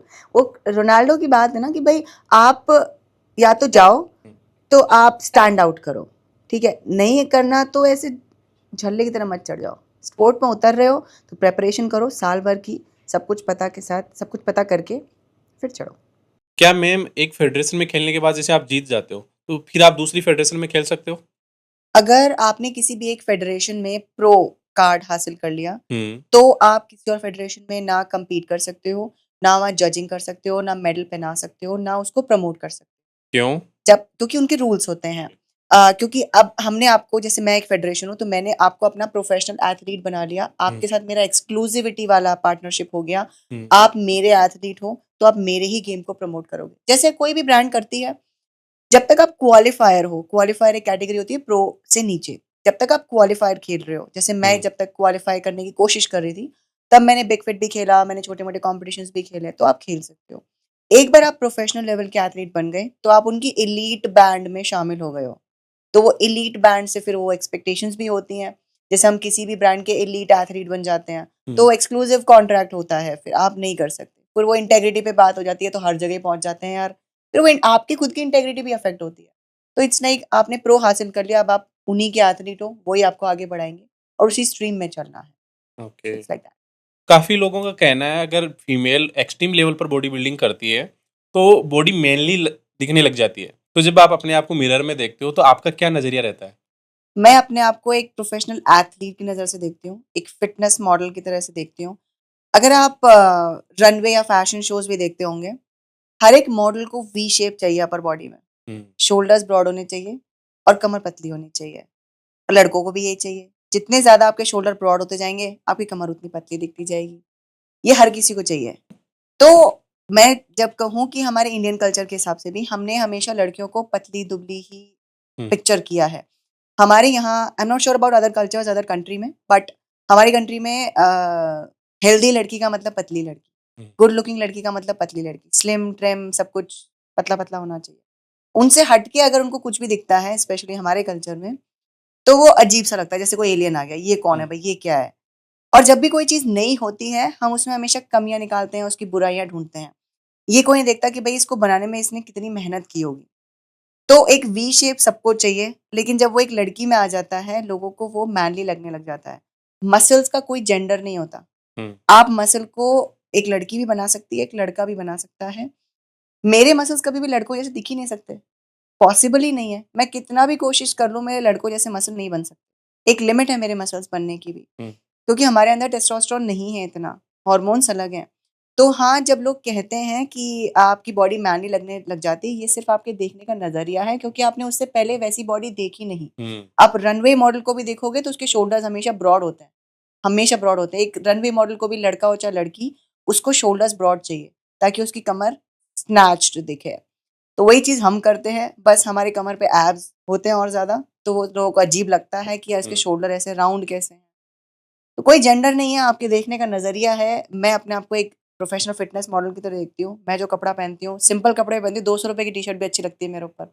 मुझे कोई ब्रांडेड कपड़े लेने की ज़रूरत नहीं हुँ। है। मैं सिंपल कपड़े पहनूँगी तो भी अच्छी लगूँगी। बस आपके देखने का नज़रिया होना चाहिए। तो मैं किसी को गलत नहीं कहूँगी कि हमारे कल्चर में चलता आ रहा है कि हाँ भई, अगर शोल्डर बड़े हैं तो वो लड़कों के ही हो सकते हैं, लड़कियों के नहीं हो सकते हैं। हुँ। बट मेरा नज़रिया ये है कि मैं कम्पीट करती हूँ, मेरी फ़िज़ीक बहुत अच्छी है, मैं पब्लिक में निकलती हूँ, 10 लोग मुड़ के देखते हैं, भई ये कौन है? ठीक है? और हर चीज़ अगर आप अच्छे से करोगे, मेहनत करोगे तो आपकी फ़िज़ीक बहुत अच्छी निकल के आएगी।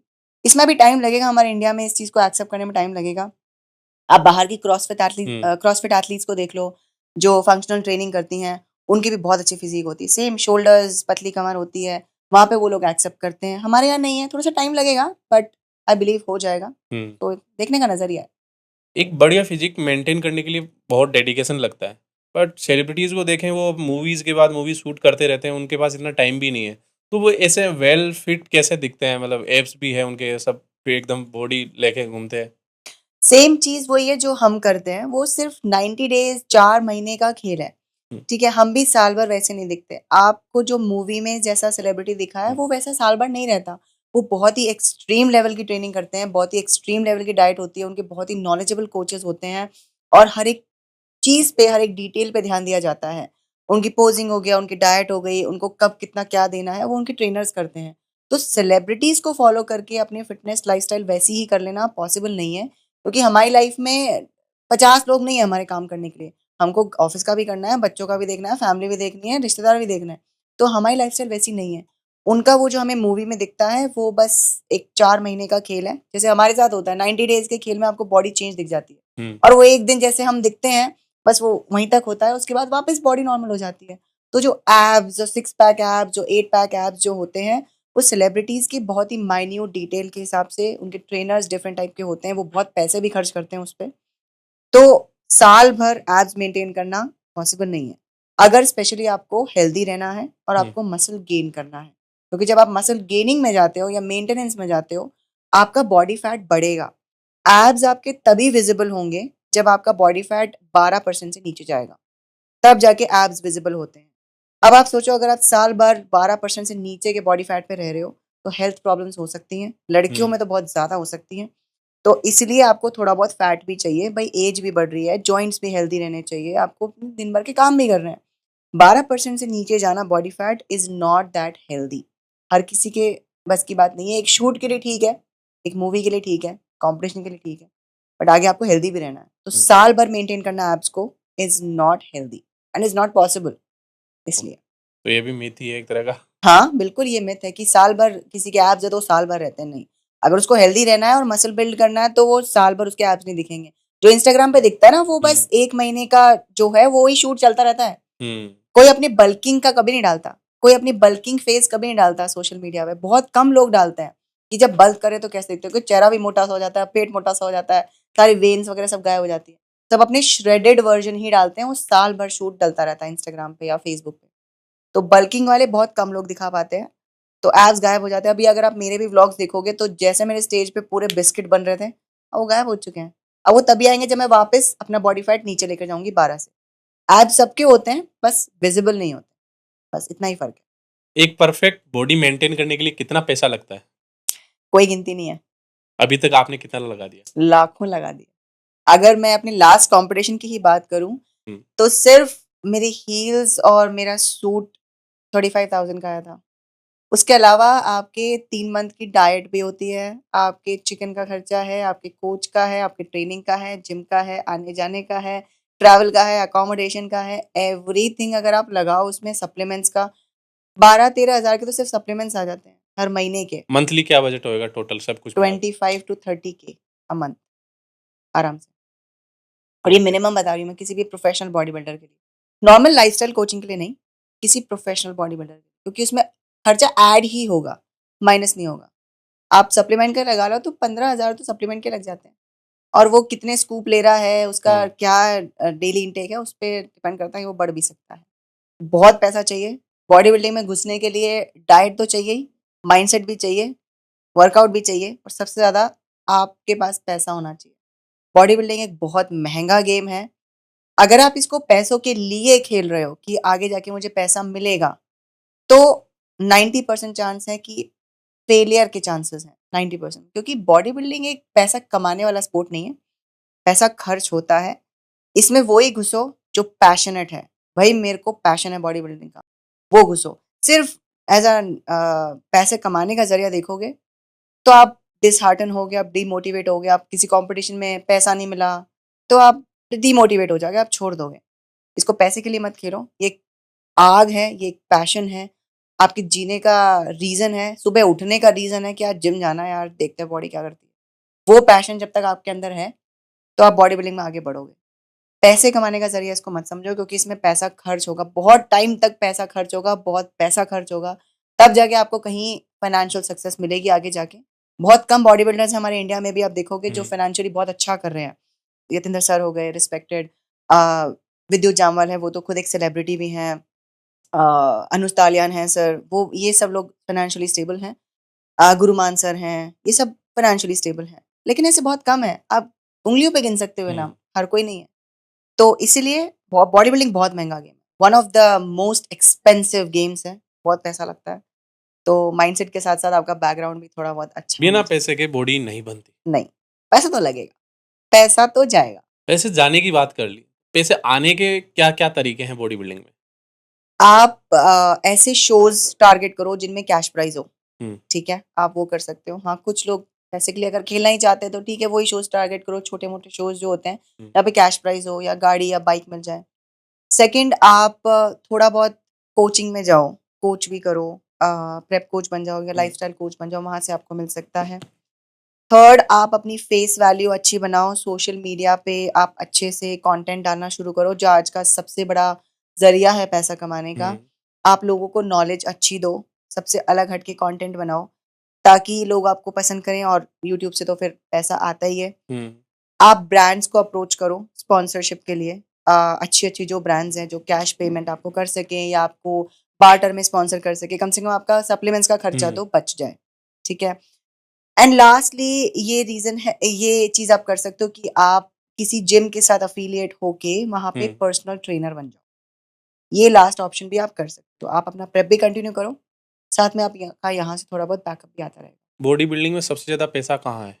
ब्रांड स्पॉन्सरशिप और इन्फ्लुएंसर मार्केटिंग, जो आजकल सोशल मीडिया पे चल रहा है, यहीं पे सबसे ज़्यादा पैसा है। बात करें बॉडी बिल्डिंग की, तो स्टेज पे एथलीट को क्या चीज़ें देखी जाती है? क्या देख के उसको विनर घोषित किया जाता है और क्या शो करना होता है वहाँ पे? बॉडी बिल्डिंग पहले तो एक आर्ट है, हुँ, एक कॉम्बिनेशन है आपके size, symmetry, conditioning, posing, smile, connecting with the audience, looking everywhere, जजेस के साथ कनेक्ट करना, ये सारी चीज़, आपकी ग्रेस, आपकी पॉइज़, आपके मूवमेंट्स, वो सारी चीज़ें। तो आप देखोगे कि कई बार बड़े-बड़े साइज़ वाले बॉडी बिल्डर्स हार जाते हैं, कई बार बड़े ज़्यादा कंडीशनिंग वाले बॉडी बिल्डर्स हार जाते हैं, कई बार बहुत अच्छी पोजिंग वाले हार जाते हैं। तो it's a combination, it is not just size, सिर्फ पोजिंग नहीं है, सिर्फ कंडीशनिंग नहीं है, सिर्फ ड्राइनेस नहीं है, इस सब का कॉम्बिनेशन है। आपके पास साइज़ के साथ कंडीशनिंग होनी चाहिए, ठीक है? सिर्फ बड़ा-बड़ा साइज़ लेकर नहीं आना है, कंडीशनिंग होनी चाहिए, फाइबर थोड़े बहुत दिखने चाहिए, डिपेंडिंग ऑन योर कैटेगरी। उसके अलावा आपके साथ, आपका ऑडियंस के साथ कनेक्ट करने का तरीका, आपकी स्माइल, आपकी ग्रेस, आपके फेशियल एक्सप्रेशंस, कहीं आप ऐसे बिल्कुल रोबोट की तरह तो नहीं उठ के आ गए हो, मोटा-सा रोबोट आ गया, ठीक है? आपको हर चीज़ पे ध्यान देना पड़ता है। आप फॉर एग्ज़ाम्पल, जैसे चाहे वो मेंस बॉडी बिल्डिंग हो हुँ, या वुमेन्स बॉडी बिल्डिंग हो, चाहे मेंस फिज़िक हो, चाहे कोई सी भी कैटेगरी हो, स्टेज पे चढ़ने के बाद आप ऑडियंस और जजेस के साथ कितना कनेक्ट बना पा रहे हो, आप कितना अच्छी तरह से ग्रेसफुली पॉइज़ के साथ आप अपना पोज़िंग दिखा रहे हो, हर एक मसल को आपको दिखाना कैसे आता है, अपने वीक पार्ट को छुपाना कैसे आता है, हर चीज़ का कॉम्बिनेशन है बॉडी बिल्डिंग। तो इसलिए ये एक आर्ट है, सिर्फ़ साइज़ लेके आप स्टेज पे नहीं चढ़ सकते। बैक स्टेज जो बहुत अच्छा दिख रहा है ना, भई ये तो तगड़ा लग रहा है मेरे हुँ, से, लोग डर जाते हैं बैक स्टेज, यार ये तो मेरे से तगड़ा लग रहा है। स्टेज पे उन लाइट्स में आप कैसे दिख रहे हो, आपकी टैनिंग भी मैटर करती है, आपने जो बॉडी पे टैन लगाई है वो कितनी हुँ। अच्छी है, कितनी यूनिफ़ॉर्म है, कितना अच्छे से आप उसको शो कर पा रहे हो, हर चीज़ मैटर करती है। कई बार आप देखोगे सबसे छोटी हाइट वाला या सबसे कम साइज़ वाला मेडल ले जाएगा, हुँ। क्योंकि उसने इतनी अच्छी पोज़िंग करी, उसको पता है कि जजेस के साथ कैसे कनेक्ट करना है। It's a combination of everything, इसीलिए आर्नोल्ड इतना फेमस है, क्योंकि उनके पास सब कुछ था। He is one of the most he is one of the smartest body builders. उनका दिमाग, ऑडियंस के साथ कनेक्ट करने का तरीका, वो सिर्फ आके ऐसे स्टेज पे सिर्फ पोज नहीं मारते, वो एक डांस मान सकते हो आप, एक डांस है पोजिंग। आपको वो चीज आनी चाहिए। पोजिंग भी मैटर करती है, आपका ओवरऑल डिमीनर मैटर करता है। तो it's a combination of everything. सब कुछ जजेस देखते हैं, जजेस ओवरऑल देखते हैं, चाहे सिर्फ तगड़ा हो, चाहे कंडीशनिंग हो, सिर्फ वो नहीं, एवरीथिंग। और हर चीज के नंबर होते हैं। लड़कियों में तो makeup, hair, poise, grace, femininity, हर चीज के नंबर होते हैं। वॉक, आपकी वॉक कितनी ग्रेसफुल है। लड़कों में वॉक का नहीं होता, लड़कियों में वॉक का भी नंबर होता है। एक और चीज है वैक्यूम। अगर आपको वैक्यूम बनाना आता है स्टेज पे और आप पोज को होल्ड कर सकते हो, देखो जैसे फॉर एग्जांपल दो बहुत तगड़े लोग हैं भाई, ग्रेस भी अच्छी है, कंडीशनिंग भी अच्छी है, तो वो क्या, उन दोनों को आगे लेके आएंगे, उनको खड़ा करेंगे, फिर वो बार बार पोज कराएंगे, ठीक है, quarter turn to right, quarter turn to right, back pose, back double biceps, front double biceps, बार बार पोज कराएंगे। फिर जो सबसे ज्यादा देर तक स्टैंड कर पाएगा ना, वो जीतेगा। जजिंग के अलग अलग क्राइटेरिया होते हैं। दो जने आगे भाई बिल्कुल सेम लग रहे हैं, दोनों तगड़े लग रहे हैं, दोनों की एक का अपर अच्छा है, एक का लोअर अच्छा है, कैसे निकालें? तो फिर वो ऐसे करते हैं। तो जजेस का बहुत स्मार्ट होता है जजेस को, कि वो सारे सर्टिफाइड होते हैं, तो उनको पता है कि अब वैक्यूम कौन बना रहा है। जैसे क्लासिक फिजिक में वैक्यूम बना लिया अगर आपने, तो आपको एक्स्ट्रा पॉइंट मिल जाएंगे। आपको वैक्यूम बनाना आना चाहिए। स्टेज पे पोज को होल्ड करना है, सांस अंदर, वो पेट अंदर बाहर नहीं होना चाहिए। सांस जब हम लेते हैं तो वो चेस्ट से सांस लेता है। स्टेज पे जब कोई एथलीट चढ़ता है ना, वो चेस्ट से सांस ले रहा है, उसका पेट अंदर बाहर नहीं होता कभी भी। वो दिखाता है कि मैं सांस नहीं ले रहा हूँ, हम होल्ड करके खड़े हैं। एक स्टैचू की तरह खड़ा होना होता है आपको जब आपको पोज होल्ड करा रहे हैं। पेट अंदर बाहर नहीं हो सकता। तो चेस्ट से सांस होती है वो पूरी, एंड इट्स वेरी डिफिकल्ट। बहुत प्रैक्टिस लगती है उसमें, महीनों की प्रैक्टिस लगती है उसमें। तो जज पोज होल्ड करके खड़ा कर देंगे, अब देखो कौन जल्दी गिव अप करता है, वो हारेगा। So it's a detailed procedure, और वो एक जज ही समझ सकता ओके। जैसा आपने बोला कि शेरू क्लासिक के बाद आप इंटरनेशनली खेलना चाहते हो इंडिया के बाहर जाके, तो हम एज ए कंट्री क्या सपोर्ट कर सकते हैं आपको और क्या एक्सपेक्टेशन है आपको? है। Thank you for asking this question, क्योंकि एज एन एथलीट हमको एक्सपेक्टेशंस रहती हैं। मैं राजस्थान से हूँ, लेकिन मैंने बाकी स्टेट्स में देखा है, जैसे कि यूपी, हरियाणा और मे बी सदर्न कुछ स्टेट्स, जब वो रिप्रेजेंट करके आते हैं इंडिया को बाहर ओलंपिक्स में या किसी भी अदर गेम में, तो उनको बहुत रिस्पेक्ट मिलती है। उनको थोड़ी बहुत फंडिंग भी मिलती है, सपोर्ट मिलता है, क्योंकि इतनी रिच फैमिलीज नहीं है हमारी कंट्री में। थोड़ा बहुत अगर सपोर्ट मिल जाए तो हम आगे बढ़ सकते हैं। तो मैं राजस्थान गवर्नमेंट से भी यही चाहती हूँ कि थोड़ा बहुत हमें रिप्रेजेंट करें, हमें थोड़ा बहुत सपोर्ट करें, मे बी फाइनेंशियल या कोई ऑनर या किसी भी तरह से, ताकि हम राजस्थान के साथ-साथ पूरी कंट्री को इंटरनेशनल स्टेज पे रिप्रेजेंट कर सकें। तो जो वो इंडिया का झंडा लहराता है पीछे कि भई ये इंडिया का कैंडिडेट है, हुँ। तो उसके लिए हमें थोड़ा बहुत सपोर्ट चाहिए होता है, हर एक एथलीट को। अब राजस्थान से मैंने राजस्थान जैसी स्टेट से होकर मैंने बहुत सारी लड़ाइयाँ लड़ी हैं, और मैं एक ऐसे स्टेज पे और इस ऐसे स्पोर्ट में मैंने रिप्रेजेंट किया है जो आसान नहीं है। हुँ। स्पेशली राजस्थान की लड़कियों के लिए आसान नहीं है एक टू पीस सूट पहन के स्टेज पर चढ़ जाना। तो बहुत विल पावर लगी है, बहुत माइंडसेट लगा है। तो अगर सब कुछ का वर्क हो पाए, तो यही रिक्वेस्ट है कि हाँ, कुछ भी तरह का कोई भी सपोर्ट हो, चाहे इमोशनल या हुँ। फाइनेंशियल सपोर्ट, तो अगर गवर्नमेंट से मिलेगा तो हमें भी हिम्मत मिलेगी आगे बढ़ने की। क्योंकि एक टाइम के बाद हर एक एथलीट की हिम्मत टूटती है। कितना लगा लेगा, कितना खर्च कर लेगा, थोड़ा बहुत अगर सपोर्ट मिलेगा तो हाँ, क्या पता हम कहाँ पहुँच जाएँ, एक दिन ओलंपिया के स्टेज पे जाएँ डेफ़िनेटली, और ओलंपिया का मेडल जीत के लाएँ, वही तो सपना है। तो देखते हैं, ये रिक्वेस्ट है बस। तो ये वीडियो आप यूट्यूब पे देख रहे हो तो अपने नॉन और जितने भी आपके जानकार लोग हैं जो ये सपोर्ट कर सकें उनको ज़रूर शेयर करें, ताकि अपने एथलीट्स को सपोर्ट मिल सकें आगे नेशनल इंटरनेशनल खेलने का। कोई भी हो आगे और भी आपके नॉन में खेलेंगे तो सबको सपोर्ट मिले, तो आप आवाज़ आपको उठानी है। इसको जितना ज़्यादा हो सके उतना शेयर करना है, चाहे आप इंस्टाग्राम पे देख रहे हो या यूट्यूब पे। तो जितना ज़्यादा हो सके आप शेयर करना, ताकि हमारे एथलीट्स को सपोर्ट मिल सके। आप सपोर्ट नहीं करोगे तो कौन करेगा? आज का पॉडकास्ट काफ़ी इन्फॉर्मेटिव था, तो हमारा लास्ट राउंड रहता है रैपिड फायर का। तो आप रेडी हैं? बिल्कुल। Okay. Favourite cheat meal? Kadhi chawal. Favourite sweet dish? Tiramisu. आपका ड्रीम प्लेटफॉर्म जिसके लिए आप तैयारी कर रहे हैं? ओलंपिया। आपका biggest supporter? My sister Khushboo. Your worst nightmare? Stage पे हील से गिर जाना। All time favourite body builder? Jay Cutler. कोई ऐसा बॉलीवुड सेलिब्रिटी जिनसे आप लाइव में एक बार मिलना चाहते हो? शाहरुख खान। वर्कआउट के लिए परफेक्ट टाइम? कोई परफेक्ट टाइम नहीं है, मैं तो किसी भी टाइम वर्कआउट कर लेती हूँ। बॉडी बिल्डिंग स्टार्ट करने के बाद में पर्सनल लाइफ में क्या इफेक्ट आते हैं? आप काफ़ी ज़्यादा आइसोलेटेड हो जाते हो। आप कहीं बाहर दोस्तों के साथ ज़्यादा जा नहीं सकते, बहुत लिमिटेड दोस्त हो जाते हैं, तो आपको एक परफेक्ट स्केड्यूल में रहना पड़ता है। हमारी जितनी भी ऑडियंस देख रही है इस टाइम, तो उनको आप क्या मैसेज देना चाहेंगे? मैं सबको यही मैसेज दूंगी मेरी एक्सपीरियंस से कि हार्ड वर्क और डेडिकेशन का कोई ऑल्टरनेटिव नहीं है। आपको मेहनत करनी पड़ेगी, चाहे आप किसी भी फील्ड में हो, बॉडी बिल्डिंग छोड़ो, आप किसी भी फील्ड में हो, अब sport, non sport, office, business, कुछ भी, हार्ड वर्क का कोई ऑल्टरनेटिव नहीं है। अपनी मेहनत पे भरोसा रखो और भगवान को याद करो, तो अच्छा होगा। तो चलिए दोस्तों, आज का पॉडकास्ट यहीं खत्म करते हैं। मैम से कुछ भी आपको पूछना है तो नीचे कमेंट कर देना। नेक्स्ट पॉडकास्ट हम प्लान कर रहे हैं जिसमें आपके क्वेश्चन पिक करेंगे। तो मैम से रिलेटेड कुछ भी आपको डिस्कस करना है, मैम से क्या डाइट प्लान है, वर्कआउट वगैरह, तो नीचे डिस्क्रिप्शन में लिंक दी गई है, आप उनसे कॉन्टेक्ट कर सकते हैं, डाइट प्लान, वर्कआउट जान सकते हैं, कुछ भी आपका क्वेश्चन वगैरह पूछ सकते हैं। तो आज आपको हमारे शो में आके कैसा एक्सपीरियंस मिला? मेरा एक्सपीरियंस बहुत ही अच्छा था। मैंने YTM पॉडकास्ट के बहुत सारे वीडियोस भी देखे हैं।